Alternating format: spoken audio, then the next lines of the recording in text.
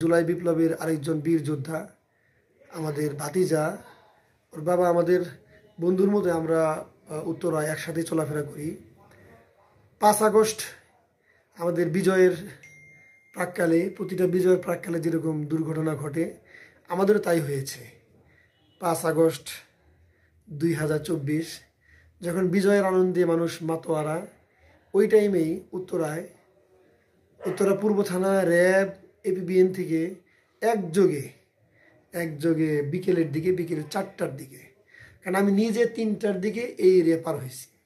3টার দিকে এই area per হয়ে আমি সাংবাদিক হিসেবে আমরা এয়ারপোর্টে গিয়েছি। এয়ারপোর্টে যেয়ে দেখি যে বাচ্চারা একদম এয়ারপোর্টের মুখে চাপ দিচ্ছে প্রচণ্ড, যে ওই শেখ মুজিবের ইটা ভাঙবে, বড় যে মুরাল ছিল ভাঙবে। ওরা কোনো কথাই বলতে শুনতে যাচ্ছে না, সেনাবাহিনী ঢুকতে দিচ্ছে না। পরে একটা সময় পরে সেনাবাহিনী ছেড়ে দিচ্ছে, ঠিক আছে তোমরা যাও। দেখ, অনেক বড় ঘটনা, আমরা ওইদিকে না যাই। আমি ওইখান থেকে বের হয়ে আমরা যেটা করছি যে আমরা সাথে সাথে আমরা ভিতরে যেয়ে ফ্লাইটটা বন্ধ করেছি, যে যেন অপরাধীরা পালাতে না পারে। বিকাল 5টার দিকে তখন আমি বাইরে এসে দেখি যে এই উত্তর দিকে তাকায় দেখি যে মুহুর্মুহু গুলির শব্দ। আমি প্রথমে পোলাপানের ডাকছে তোমরা আসো, পরে আবার আমি না বললাম না, পরে বললাম যে তোমরা সরে যাও এখান থেকে, কারণ বিজয়ের পরে যেহেতু গুলি হচ্ছে, এর মানে ডালমেকুস কালা হয়। সো প্রতিটা বিজয়ের শেষ মুহূর্তে এই ঘটনাগুলো ঘটে, যারা ক্ষতিগ্রস্ত হয় তারা হয়ে যায়। আমার ভাতিজা ঠিক ওই জায়গাতেই, ওর নাম হল ইখতিয়ার উদ্দিন সরকার, যাকে আমাদের ভাই সংশোধন করে দিলেন। আর ভাইয়ের পুরো নাম মোহাম্মদ সোহাগ সরকার। এই হেডরুম রাখো, হেডরুমে যে উপরে একটু জায়গা রাখতে হবে, হেডরুমে। জি, তা ইখতিয়ার বলো তোমার ওই দিনের ঘটনাটা আমাদেরকে একটু শোনাও। জি, আমরা কাঁচাবাজার থেকে অনেকজন কাঁচাবাজার ছিলাম তখন, মানে যখন নিউজ হয়েছিল যে শেখ হাসিনা পালাই গেছে। পরে আমরা বিজয় মিছিল নিয়ে এয়ারপোর্ট পর্যন্ত গিয়েছিলাম। তারপরে আমরা এয়ারপোর্টে ব্যাক করার সময় পূর্ব থানা একটু মানে জসিমউদ্দিনের ফ্লাইওভারটা নিচে আসছি। তারপরে দেখি পুলিশ, এই মাথা উত্তর মাথা জি মানে র্যাবের শেষ মাথায়, মানে দক্ষিণ মাথা। জি। পরে ফ্লাইওভারের মাঝখানে পুলিশ গুলি করতে আসছে, অনেকগুলো পুলিশ। ফ্লাইওভার উপরে জি। আমরা ছিলাম নিচে। পরে পুলিশ গুলি করতে আসছিল, আর গুলির আওয়াজ। তখন আমাদের সামনে একটা বাচ্চা গুলি লাগছিল, ওরে নিয়ে যেতেছিল। পরে মানুষের দিকে পুরো রাস্তা ব্লক ছিল, পুলিশের দিকে আসছিল লক্ষ মানুষ, তো অনেক মানুষ, তো পুরো রাস্তা ব্লক। পরে মানুষ যার জন্য মানে পালিয়ে যেতেছে গলির ভিতরে বা সেক্টরের ভিতরে, রোডে 4 নম্বরের দিকে রোডে। পরে আমরা একটু সেভে গেলাম, দূর দিয়ে যাইতেছি, হঠাৎ একটা গুলি আসলো, পরে গেলাম পিছন দিক থেকে। জি, পিছন দিক থেকে।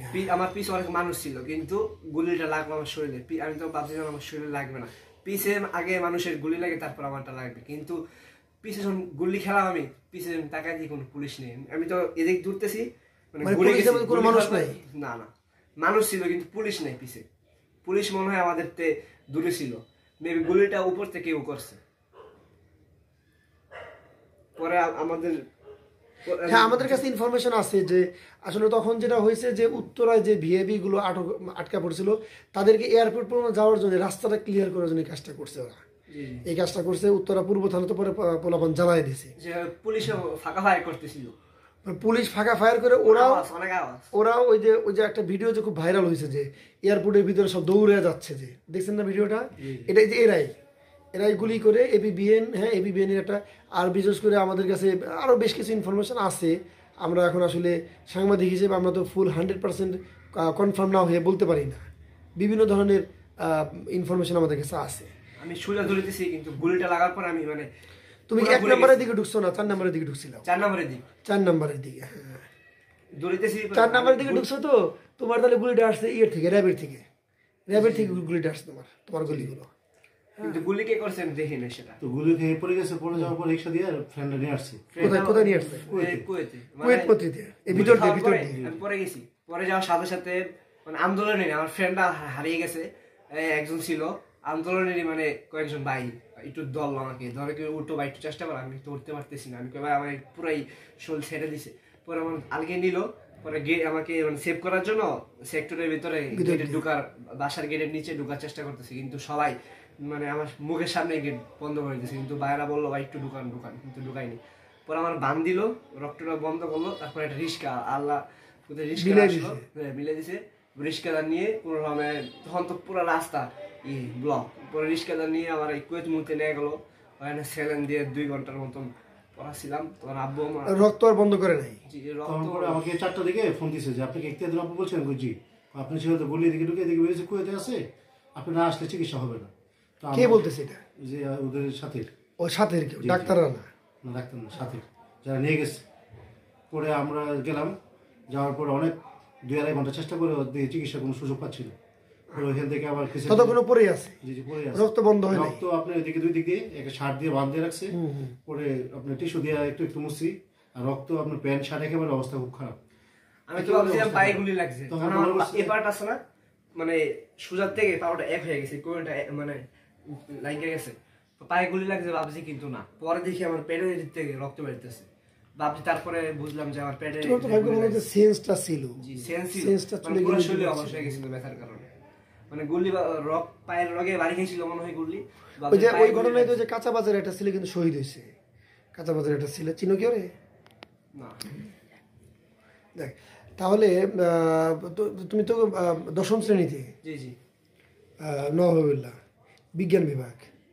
তারপরে এই কুয়েত মতি থেকে কুয়েত কোথায় থেকে আমরা ওই যে পরে 2 ঘন্টা চেষ্টা করার পরে আমরা ক্রিসেন্টে যোগাযোগ করে নিয়ে গেছি। তো তখন রক্ত দরকার, রক্ত জন্য 2টা ছেলে সংগ্রহ করছিলাম। ওইখানে আবার লাশ, মানে মানুষের ঘেঞ্জাম, যে এরকম কোনো পরিবেশটা চিকিৎসা। ক্রিসেন্টে জি জি, ক্রিসেন্টের অবস্থা খুবই খারাপ। ওইখানে নিচে মারামারি হচ্ছে, ঝগড়া হচ্ছে। তারপরে অনেক অনুরোধ করার পর ডাক্তার চিকিৎসা শুরু করলো, রক্ত ব্যবস্থা করলাম। পরে সকালে আপনার জ্ঞান ফিরলো। ক্রিসেন্টে নেওয়ার পরে জি জি।